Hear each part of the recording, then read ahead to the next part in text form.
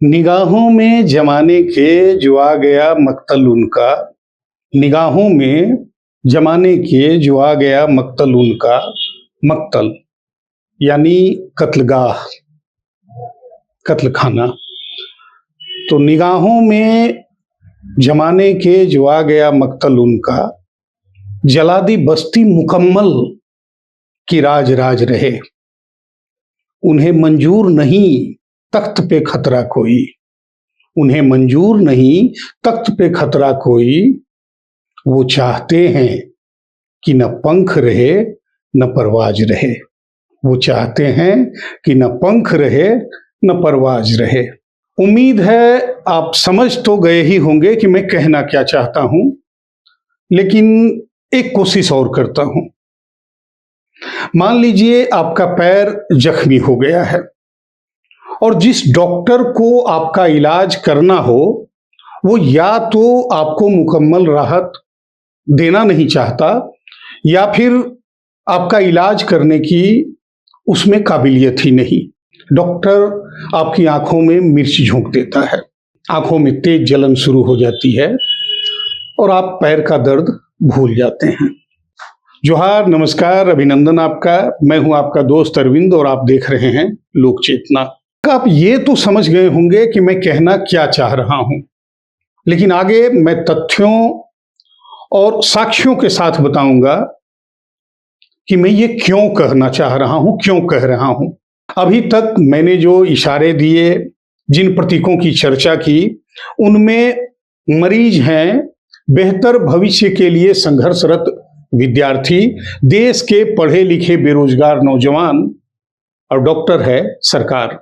कोई किसी खुशफहमी में न रहे या मेरी बातों से कोई एजेंडा, कोई नारा न गढ़ ले, इसलिए मैं अभी साफ कर देना चाहता हूं कि यहां सरकार व्यक्तिवाचक नहीं, जातिवाचक संज्ञा है। देश में नौकरियों और इसके लिए होने वाली बहालियों का हाल ये है कि नियमित यानी परमानेंट नेचर की नौकरियां तेजी से कम हो रही हैं। अनुबंध यानी कॉन्ट्रैक्ट आधारित नौकरियां उनकी जगह ले रही हैं।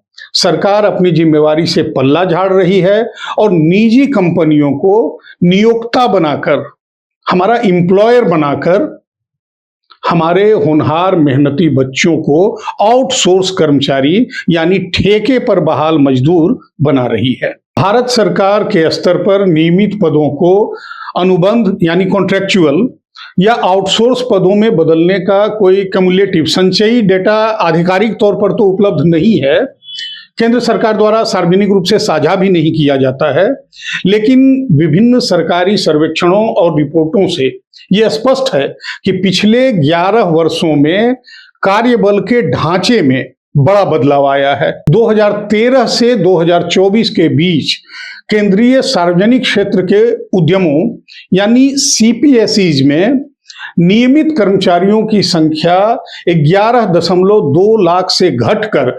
8.1 लाख रह गई, यानी इसमें 27.6% की गिरावट आई है। इसके विपरीत संविदा कर्मचारियों यानी कॉन्ट्रैक्चुअल स्टाफ की हिस्सेदारी 17% से बढ़कर 46.3% हो गई है, जो कि लगभग 2.5 गुना से भी ज्यादा की वृद्धि है।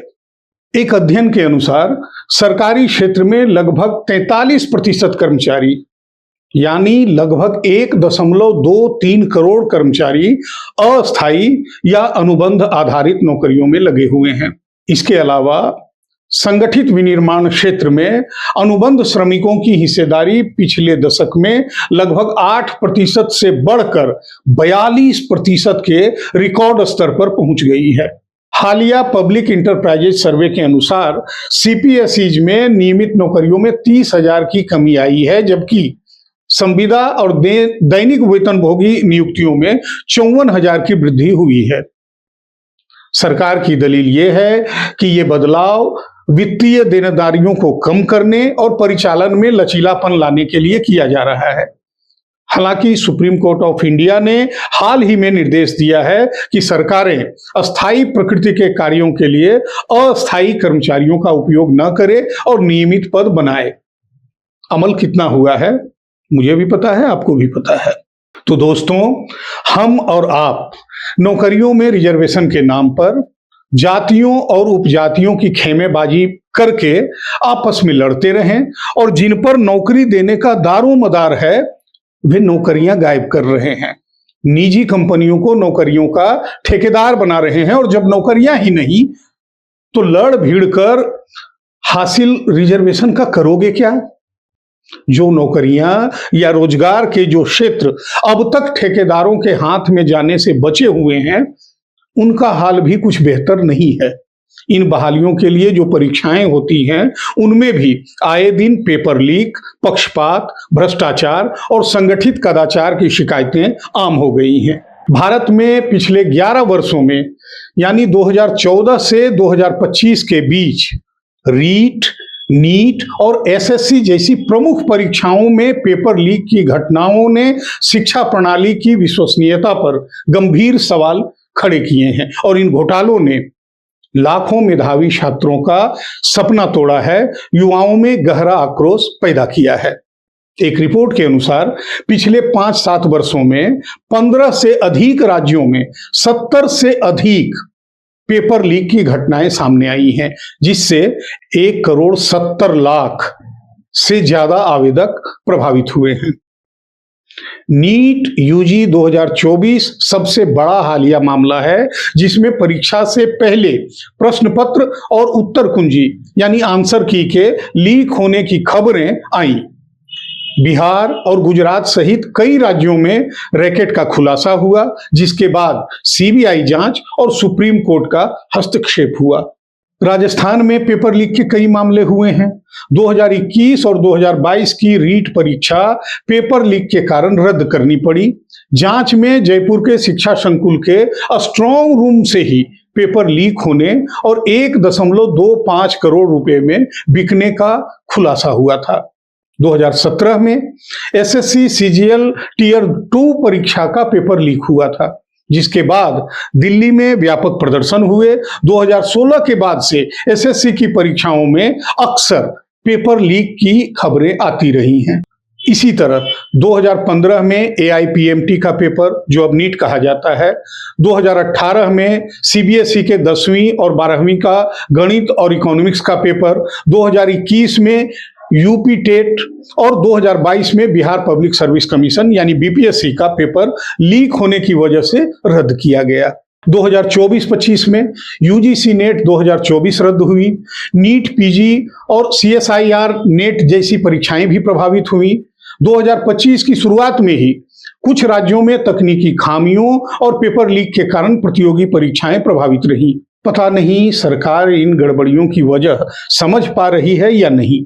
इन गड़बड़ियों को अंजाम देने वाले गिरोह और सातिर दिमागों को पहचान पा रही है या नहीं, लेकिन देश इस ओपन सीक्रेट को जानता है कि पेपर लीक के पीछे शिक्षा माफिया और संगठित गिरोह हैं, जो कोचिंग सेंटरों और परीक्षा अधिकारियों के साथ मिलकर काम करते हैं। देश का हर विद्यार्थी जानता है कि तकनीकी खामियों का लाभ उठाकर ऑनलाइन परीक्षा प्रणालियों को हैक किया जाता है। सोशल मीडिया के माध्यम से प्रश्न पत्रों को तेजी से वायरल किया जाता है।